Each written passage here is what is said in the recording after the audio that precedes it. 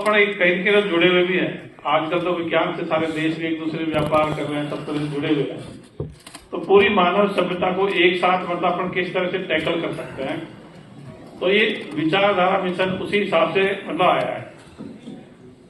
तो जो पहले जो धर्म आए, वैसे तो इसको सबने पढ़ रखा है, मतलब अंधविश्वास मुक्त, वैज्ञानिक दृष्टिकोण, परंपरागत धर्म विहीन, जाति विहीन, नस्लभेद मुक्त, साहसी, शिक्षित, स्वस्थ और उच्च नैतिक मूल्य वाले मानवतावादी विश्व समाज का निर्माण करना अपना प्रमुख लक्ष्य होना चाहिए। लक्ष्य का मतलब धीरे धीरे इधर अपन को बढ़ना है। लक्ष्य का मतलब होता है मतलब पहाड़ के नीचे है और अपन को चोटी पे जाना है, तो एक एक कदम बढ़ाते हुए जाना है। एकदम कोई चीजें नहीं कर सकता और वो स्वीकार भी नहीं हो पाती।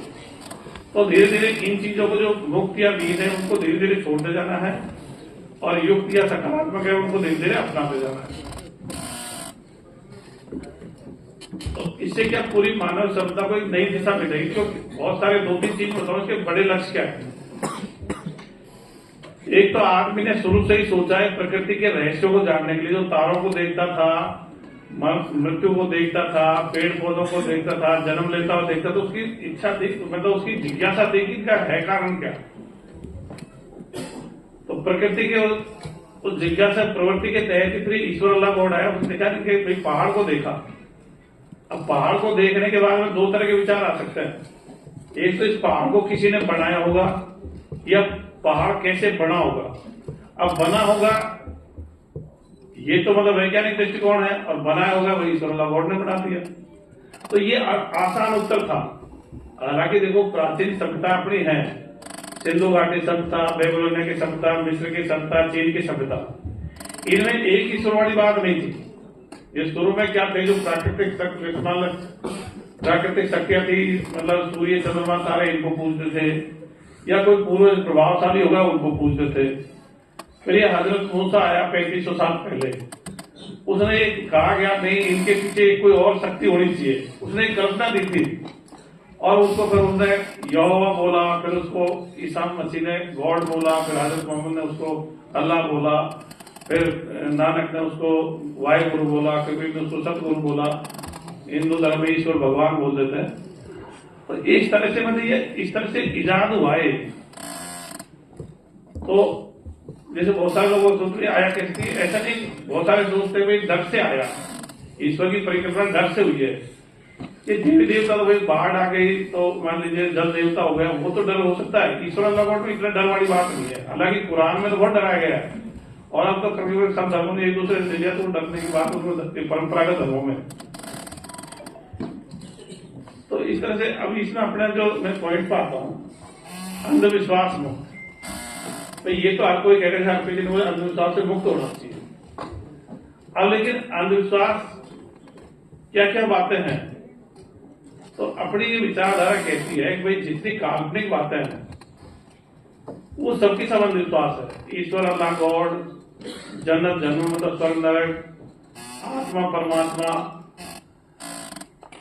मोक्ष, न्याय दिवस, पूजा पाठ प्रार्थना, अवतार पैगंबर, ये सब काल्पनिक बातें हैं। और बहुत सारी बातें हैं, देवी देवता, फरिश्ते, जिन, ज्योतिष, ये काल्पनिक बातें पर कहते सारी की सारी अंधविश्वास है। ऐसा कुछ न पहले था न होता है। ये धीरे धीरे मानव सभ्यता में आ गया और ये पीढ़ी दर पीढ़ी बढ़ रहा है। मतलब ऐसा नहीं बच्चों के दिमाग में ऑटोमेटिक आता। जैसे आपने देखा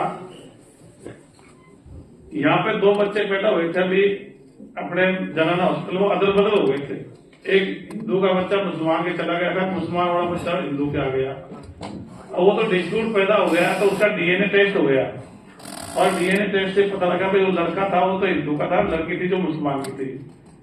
अब सपोज करो वो डीएनए टेस्ट की सुविधा नहीं होती विज्ञान से, और वो लड़का मुसलमान के चला जाता, तो बड़ा हो गया अल्लाह अल्लाह का तो बोलता, और वो लड़के जो राम राम करके बोलते। तो ये परवरिश से आ रही चीजें, ये ऑटोमेटिक नहीं आती। सारे बच्चे वैज्ञानिक दृष्टिकोण के होते हैं, हर बच्चा हर चीज को जानने का प्रयास करता है, ये क्या है वो क्या, सब चीजों को सवाल जवाब करता है। और कई बार तो उसको उत्तर नहीं मिलता, खुद भी उत्तर दे लेता है वो अपने मन के हिसाब से। तो फिर अपन क्या, घर वाले कहते हैं भाई तू इसके रोक दे दे, इसके आगे पड़ जाए, या अल्लाह तेरी मदद लगाकर, फिर बच्चा सीख जाता है। मैं बताऊं, मेरे गांव में 92 की जाति का कोई लोग नहीं थे, तो मैं छोटा सा था, मतलब 3-4-5 साल का होगा। तो हमारे गांव से दूसरे गांव से एक लेडी जाती थी महिला, और सर छोटे 2-3 बच्चे आते हैं हमारी उम्र के, छोटे छोटे।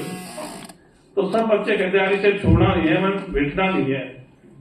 तो मैं सोचता यार ये क्या मामला है। मैं उसको मतलब उस समय की भाषा में उस समय भंगे बोलते थे, अब बाल्मीकि बोलते हैं। तो फिर मैंने किससे पूछा तो नहीं यार ये कैसे पढ़ते हैं। तो मैंने अपने दिमाग में उत्तर दिया, अब 4-5 साल के बच्चे के हिसाब से मैंने कहा तो कोई बैठ जाता ना, छू जाता ना, वो बढ़ जाता है। तो मतलब देखो उनका जीवन कितना वो था। अब अपन समझ के भी ये तो बहुत नार की स्थिति है, मतलब बहुत गड़बड़ स्थिति है। तो कहने का मतलब है कि छोटे बच्चे सारे जिज्ञासु प्रवृत्ति होते हैं, हर चीज को जानने का प्रयास करते हैं, पर बच्चों को जब जवाब नहीं मिलते, घर वाले जो जवाब देते बच्चे उनको मान बैठते हैं। इसलिए अपन देख रहे छोटे छोटे बच्चे मोबाइल पे चिपके रहते हैं, उनकी जिज्ञासा का उत्तर उनसे आ रहा मोबाइल से, इसलिए चिपकते हैं। इसी तरह से ये जो भूत जिन जो शरीर में भरते हैं, इनके भरता फरता कुछ नहीं है, ये अकेले में प्रैक्टिस करते हैं। और जब बाजा वाजा बजता है तो इनको तान आने लग जाते हैं, उनका मन कर जाता है।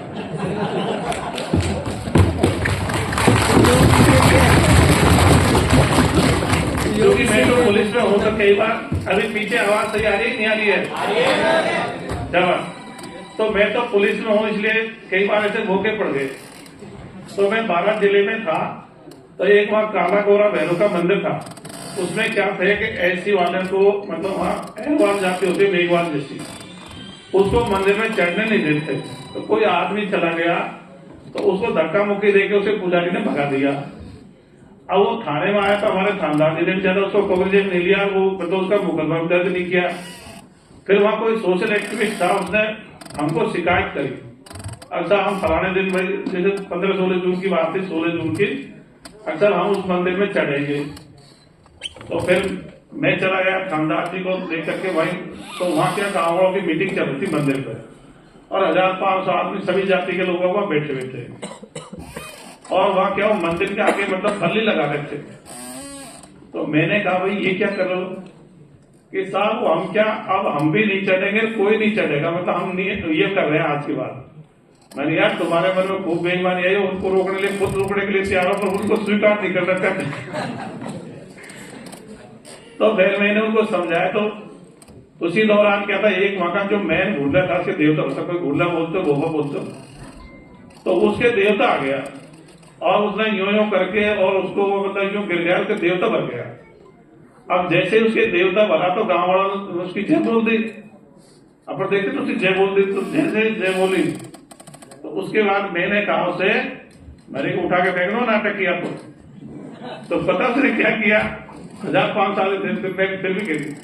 उसने क्या किया, वो खड़ा हुआ मुझे हाथ जोड़ दिया, सब गलती हो गया, मेरे देवता नहीं चलेगा।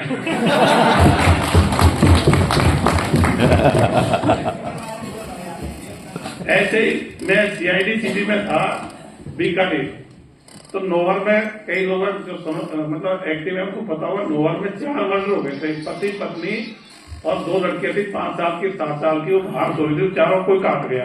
ये 2011-12 की बात है। बड़ा सीरियस मैटर तो था ही। तो एक पड़ोसी पे एक आरोप था, उसके देवी में आती थी एक लेडीज की। तो मैंने उसको बीकानेर में बुलाया, जून का महीना था और दोपहर का टाइम था। मैंने उसको जैसे ही पूछताछ शुरू की, उसने वो देवी में डाली। तो उसके जैसे वो मतलब आई उसके शरीर में, तो मैंने सिपाही कहा इसको उठा के ले जाओ, धूप में एक चबूतरा था सीमेंट है, मैंने इसे खड़ा कर इसको। अब उसको खड़ा किया, 2-4 मिनट बाद उसने मुझे हाथ जोड़ दिया, मेरे कुछ दिया था, मुझे छाया भी देना। तो आपको बताऊं, सब अपने अपने गांव वालों को परख सकते हो। जिनके देवता भक्त हैं, गोपा चाणा गोपा बोलते हैं, तांत्रिक बोलते हैं, उससे अकेले में पूछ लेना यार तू नाटकबाजी क्यों करता है, ये तो सबको पता है। तो आप अकेले में वो स्वीकार कर सकता है। अब क्या अपन उसके जैसे उसका जो स्थान होता है वहां जाकर तो उसके उसी के आदमी होते हैं। तो फिर वो आदमी क्या होते हैं कि उसका बहुमत होता है, वो उसके पक्ष में लड़ने के लिए तैयार हो जाते हैं। तो वहां आप कह नहीं पाते, लेकिन अकेले में अगर गांव वाले से आप पूछोगे तो बता देंगे मेरे कुछ नहीं आता, लेकिन आप गांव वाले मानते तो मुझे करना पड़ता है। भाई उसका थोड़ी इंपॉर्टेंस बढ़ जाती है, उसको सबसे पहले हुक्का दे देंगे, उसको पूछेंगे आने दे, थोड़ी देर हिलता है, फिर थोड़ी देर थक जाता है, जब चला जाता है देवता। इसी तरह जो सियाने भोपे तांत्रिक इलाज करते हैं, ये क्या कई बार लड़कियों का औरतों का शोषण कर देते हैं। उनकी नजर या तो आपके पैसे पे या लड़की और पे ज्यादा लगी, कहीं कहीं इसमें वो चालाकी बरतते हैं। इसके बहुत सारे उदाहरण हैं। अपने चौमों का एक उदाहरण है, एक आदमी बीमार पड़ा, तो यूपी से तांत्रिक लेके आए। वो तांत्रिक बोला कि आप तुम्हारे तो घर में गड़बड़ है, तो क्या करें भाई, तो इस घर को खाली करो, इसमें तो मैं तुम्हारे लिए तांत्रिक क्रिया करूंगा, अब तुम सामने छप्पर करवा लो। तो अचानक आवाज आ रही है जी, आ रही है। ठीक है, सही है। वैसे तो गला बड़ा हो गया पर